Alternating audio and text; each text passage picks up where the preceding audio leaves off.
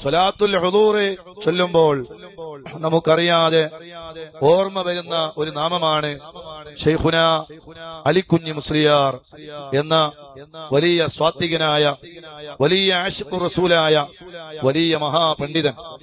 അല്ലാഹുവേ, ഓര ദർജ നീ വർദ്ധിപ്പിക്കണേ അല്ലാ, ഓര ദർജ നീ വർദ്ധിപ്പിക്കണേ അല്ലാ. ഓര ഹദറാത്തിലേക്ക് നിങ്ങൾ ഓതിയ ഖുർആനുകളും ദിക്റുകളും സ്വലാത്തുകളും മദ്ഹുകളും അസ്മാഉൽ ഹുസ്നയും ഒരു വലിയ ഇനാഥായി നീ എത്തിക്കണേ അല്ലാ.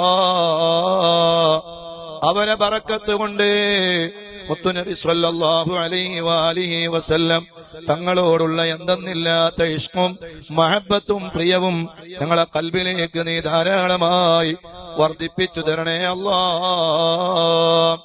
സ്വലാത്തുൽ ഹുദൂർ ചൊല്ലാൻ വേണ്ടി പറഞ്ഞു എല്ലാവർക്കും അതിന്റെ ഇജാസത്ത് കൊടുത്തു.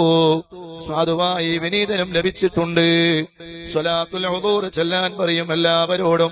അസ്സലാത്തു വസ്സലാമു അലൈക യാ സയ്യിദി യാ റസൂലല്ലാഹ്. അതവർക്ക് എല്ലാവർക്കും ആര് എന്ത് വന്ന് ചോദിച്ചാലും ഉസ്താദേ, എനിക്കൊരു ജീവിതത്തിൽ എന്നും പതിവാക്കാൻ പറ്റിയ എന്തെങ്കിലും ഒരു അമല് പറഞ്ഞു തരുമോ, ഇജാസത്ത് തരുമോ എന്ന് ചോദിച്ചാൽ ശൈഖുന താജുശ്ശരീഅ അലിക്കുഞ്ഞി ഉസ്താദ് അവര് കൊടുത്തിരുന്നത് സ്വലാത്തുൽ ഹുദൂറായിരുന്നു. നമ്മുടെ മദനിയത്തിൽ നമ്മളെല്ലാ ദിവസവും അത് 10 തവണ ചൊല്ലുന്നു. അല്ലാഹുവേ, ഞങ്ങളെ കബൂൽ ചെയ്യണേ അല്ലാ, സ്വീകരിക്കണേ അല്ലാ, പൊരുത്തപ്പെടണേ റബ്ബേ.